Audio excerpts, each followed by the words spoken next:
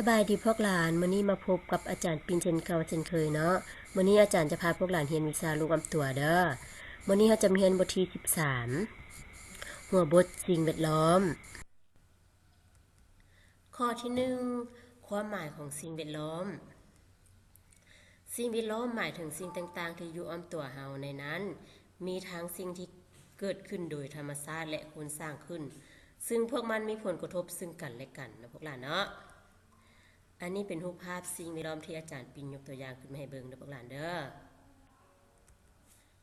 สิ่งแวดล้อมที่เกิดจากธรรมชาติได้แก่ดินน้ำภูผาป่าไม้พืชคนสัตว์และอื่นๆเด้อพวกหลานเนาะสายน้ำแม่นเกิดจากธรรมชาติเด้อพวกหลานเด้อป่าไม้ก็เช่นกันเนาะแม่น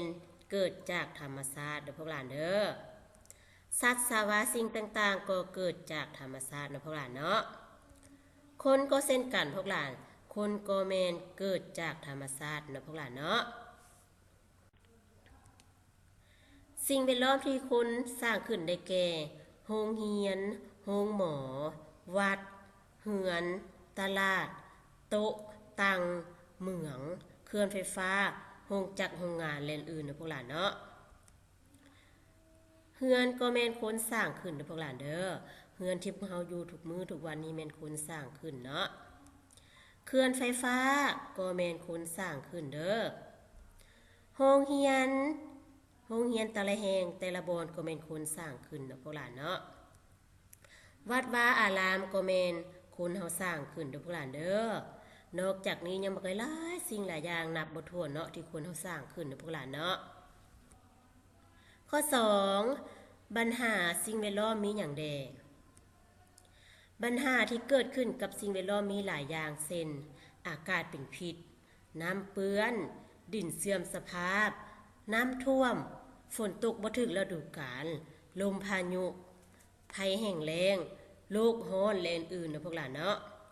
มาเบิ่งตัวอย่างนำกันเลยพวกหลานน้ำท่วมนะพวกหลานเนาะเป็นภัยที่เกิดจากสิ่งแวดล้อมอ้อมตัวเฮาเนาะภัยน้ำท่วมพวกหลานควันพิษนี่ก็เช่นเดียวกันพวกหลานควันพิษนี่ก็แม่นเกิดตามถนนหนทางนะพวกหลานเนาะดินแตกแหงฮอฤดูร้อนมาดินจะแตกแหงเนาะมันทำลายสิ่งแวดล้อมนะพวกหลานเนาะดินเซาะเจือนี่คือการพวกหลานดินเซาะเจือนี่แม่นภัยสิ่งแวดล้อมนะพวกหลานเนาะเป็นสิ่งที่แบบการไปมายุ่งยากเลยดินเซาะเจือนี่พวกหลานเนาะลมพายุนี่อันตรายนะพวกหลานเด้อลมพายุนี่คือกันพวกหลานเฮาฤดูฝนมาเนาะลมพายุมาถึกบ่ฤดูกาลนี่พวกหลานอันตรายนะพวกหลานเนาะเป็นตาย่านนะพวกหลานเด้อเวลาฟ้าลมฝนตกฟ้าร้องพวกหลานต้องอยู่ในเรือนนะพวกหลานบ่ให้ออกมาเนาะที่เป็นอันตรายแก่พวกหลานนะพวกหลานเด้อข้อ3สาเหตุใดที่พาให้เกิดปัญหาสิ่งแวดล้อมเฮามาเบิ่งนำกันเลยนะพวกหลานเนาะข้อ1สาเหตุที่เกิดจากการกระทำของคนที่ให้สภาพแวดล้อมเปลี่ยนแปลงสิ้นปล่อยน้ำเปื้อนพวกหลานตัดไม้ทำลายป่าปล่อยก๊าซพิษจูดขี้เหงื่อเผาป่าบุกเบิกหน้าดินแล้วก็ทิ่มระเบิดแล้วก็เหตุการณ์ต่างๆนะพวกหลานเนาะ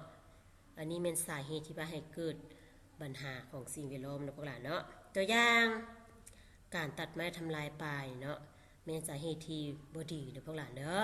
บ่ควรตัดไม้ทำลายป่าเนาะปล่อยควันพิษนี่คือการพวกหลานตามโรงจักรโรงงานเนาะอันนี้ก็เป็นสาเหตุคือการพวกหลานเนาะสาเหตุที่ให้เกิดปัญหากับสิ่งแวดล้อมอ้อมข้างของพวกเฮานะพวกหลานเนาะจูดป่านี่ก็คือกันพวกหลานบ่ให้ไปจูดป่าบ่ให้ไปทำลายป่าพวกหลานบ่ให้ไปเผาป่าเนาะมันเป็นสาเหตุที่บ่ดีแก่สิ่งแวดล้อมอ้อมตัวเฮานะพวกหลานเนาะข้อ2สาเหตุที่เกิดจากธรรมชาติเช่นฟ้าผ่าแผ่นดินไหวเกิดพายุภูไฟระเบิดและอื่นๆนะพวกหลานเนาะอันนี้แม่นเหตุการณ์ที่เกิดจากธรรมชาติเด้อพวกหลานเด้อฤดูกาลมันจะ มีอาการแบบนี้แหละพวกหลานจะมีเหตุการณ์แบบนี้แหละผ้าแล้วก็เกิดลมพายุแล้วก็แผ่นดินไหวเนาะแล้วก็เหตุการณ์อื่นๆที่ตามฤดูดินฟ้าอากาศพวกหลานเนาะอันนี้แม่นสาเหตุที่เกิดจากธรรมชาติเด้อพวกหลานเด้อข้อที่4พวกเราจะปกปักรักษาสิ่งแวดล้อมคือเพื่อเฮ็ดให้สภาพแวดล้อมอยู่ในสภาพที่ดีคือบ่ตัดไม้ทำลายป่าบ่จูดป่าบ่ทิ่มขี้เหงื่อสะสายลงแม่น้ำอนามัยโรงเรียนและสถานที่ต่างๆปลูกต้นไม้ทดแทนพวกหลานเนาะมาเบิ่งรูปภาพตัวอย่างนำกันเลยนะพวกหลานเนาะเห็นบ่รูปภาพตัวที่1นี่เก่นบ่ทิ่มขี้เหงื่อลงแม่น้ำนะพวกหลานเด้อบ่ให้ทิ่มขี้เหงื่อลงแม่น้ำนำซิบ่ให้ทิ่มขี้เหงื่อลงคลองบึงต่างๆนะพวกหลานเนาะเพราะว่ามันจะเป็นสิ่งที่สกปรกต่อประเทศลาวเฮาหรือว่าสิ่งแวดล้อมอ้อมข้างอยู่อ้อมแอมเฮือนซานบ้านซองเฮานะพวกหลานเนาะบ่จูดป่านะพวกหลานเนาะบ่จูดป่าเด้อมันอันตรายถ้าว่าเป็นหยังมามันจะเดือดร้อนเนาะเดือดร้อนต่อสภาพแวดล้อมครอบครัวเฮาเนาะสภาพแวดล้อมอ้อมข้างพวกเฮาและพวกหลานบ่ให้จุดป่าเนาะบ่ให้ทำลายป่าเด้อพวกหลานเป็นนักเรียนพวกหลานต้องอนามัยโรงเรียนพวกหลานเนาะอนามัยโรงเรียนให้สะอาดสะอ้างอยู่ตลอดเวลานะพวกหลานเนาะอนามัยโรงเรียนออกให้งานรวมนะพวกหลานเด้อแล้วก็ปลูกต้นไม้ทดแทนต้นไม้ที่เสียไปนะพวกหลานเนาะอันนี้แม่นสิ่งที่พวกหลานต้องปกปักรักษาสิ่งแวดล้อมเอาไว้เด้อพวกหลานเด้อบทฝึกหัดข้อที่1ปัญหาสิ่งแวดล้อมเกิดมาจากไสข้อที่2พวกหลานจะมีวิธีป้องกันปัญหาสิ่งแวดล้อมได้แนวใดพวกหลานอันนี้แม่นบทฝึกหัดเด้อพวกหลานเด้อ